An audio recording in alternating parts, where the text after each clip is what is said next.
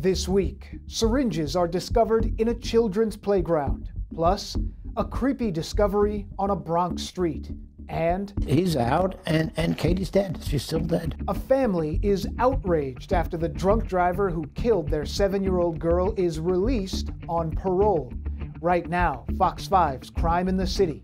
For our first story this week, we begin on a section of Melrose Avenue in the Bronx, where an open-air drug market that drew outrage from lawmakers and residents earlier this month has seen significant change after an NYPD crackdown.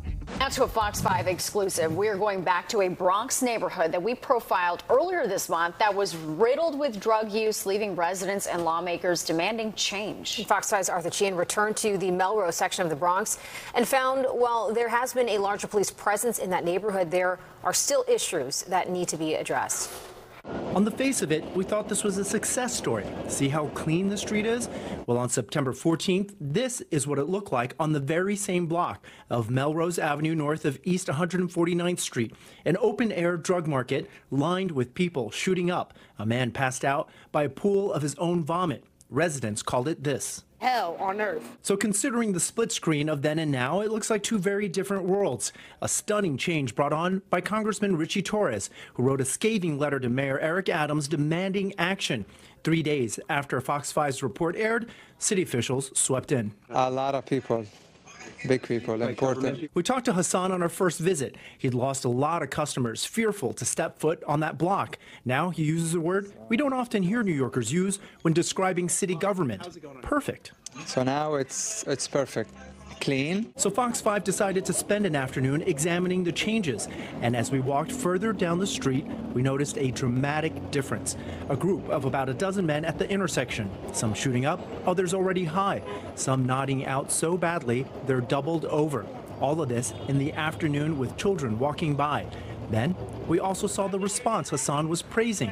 As NYPD officers swept in, listen to a citizen off camera expressing gratitude. They're doing the right thing. The officers politely tell the addicts they can't be there. And it works. Kind of. Many of the users cross the street into Roberto Clemente Plaza, where we find another dozen addicts nodding out. Some collapsed altogether.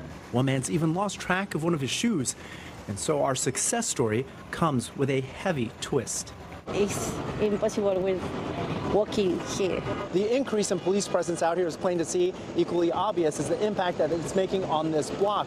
But many out here say the city has to provide more services for things like addiction for these positive changes to be lasting ones. Pam, walking with her grandchildren, tells us the city needs to get to the root of the problem. They all have issues and problems that they need worked on.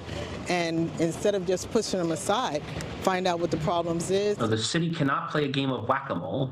And Torres agrees with Pam. He's pleased with the progress on the block, but says the city has relocated a crisis when it needs to solve it.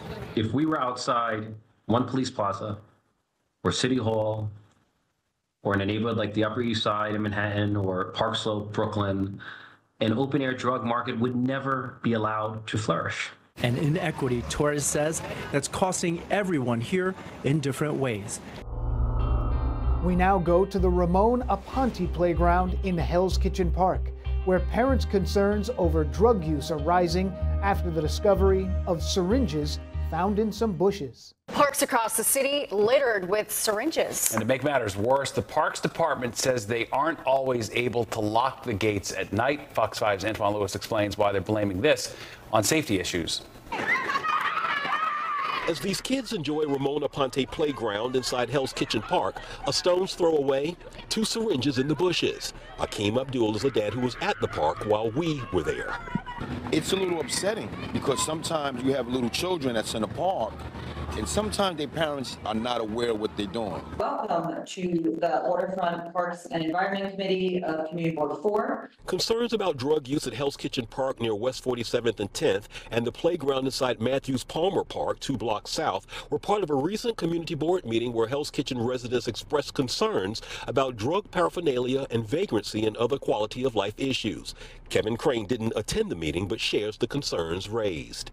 There definitely is a strange dichotomy between being on a kid's playground and then, people that are maybe just hanging out in the park for other reasons.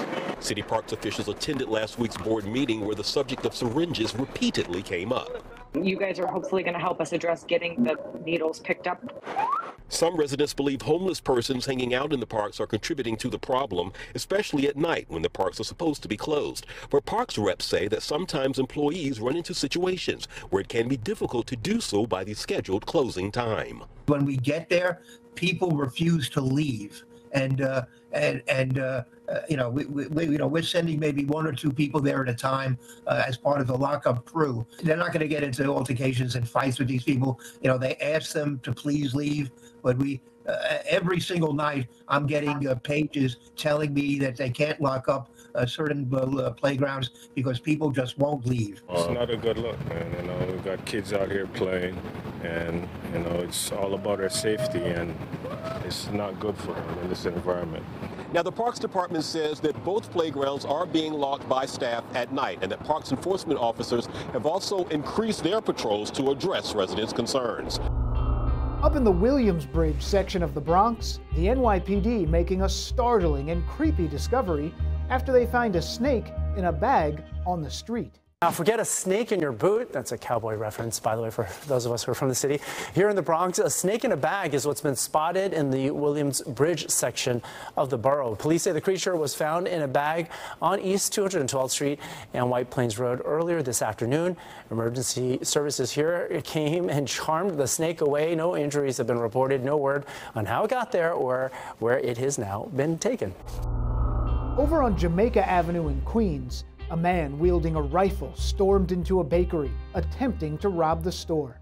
Police are on the hunt for this man who used a rifle in an armed robbery. All right, that suspect making no effort to conceal the massive weapon. Richard Giacovis has more on what happened next.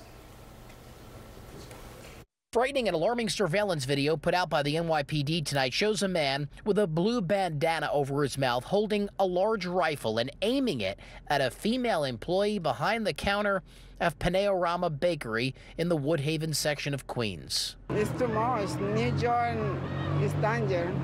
This attempted stick-up took place on the night of September 23rd inside the bakery on Jamaica Avenue and 96th Street. No one was injured, and the worker was able to escape through the back door, telling the man holding the rifle she had no money. The gunman then ran out empty-handed. It's uncomfortable, and when I moved here, this neighborhood was safe. It was safe. That's the whole reason why I moved here. Cops still haven't found this man, who they say ran away before jumping into a dark-colored SUV. They describe the suspect as a man with a heavy build, light complexion, last seen wearing 2 different dark-colored sunglasses, a gray-colored T-shirt, dark-colored shorts and shoes, and that blue bandana. It's changing. Yeah. It's changing, so people getting hungry for the wrong stuff. Panorama Bakery is open most nights until 9:30. Employees inside who did not want to go on camera because they're fearful say that what would make this neighborhood safer is an increase in NYPD patrols, especially at night.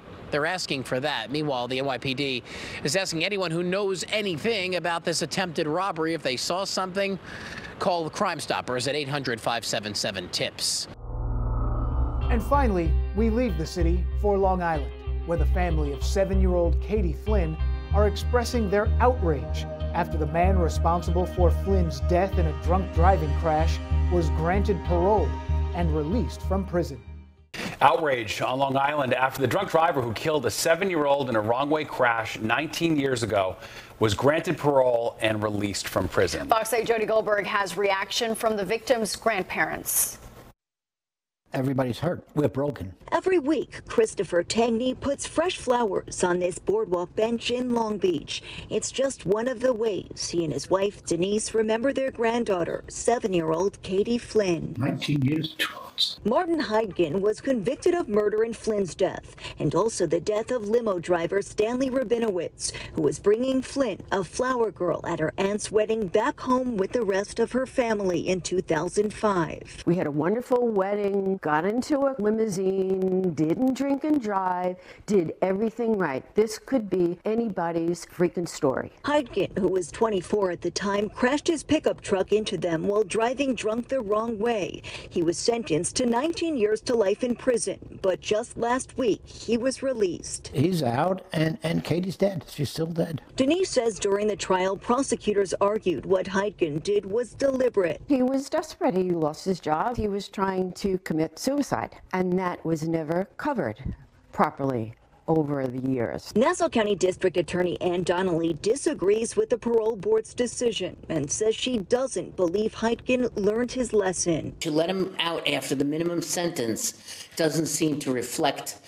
to me, the severity of what he did. He said that drinking would be part of his life, he believed, when he got released, and probably driving also. Heitgen's attorney said in a statement his client is forever remorseful for all of the pain he has caused, but it's little consolation for loved ones who question whether he means it.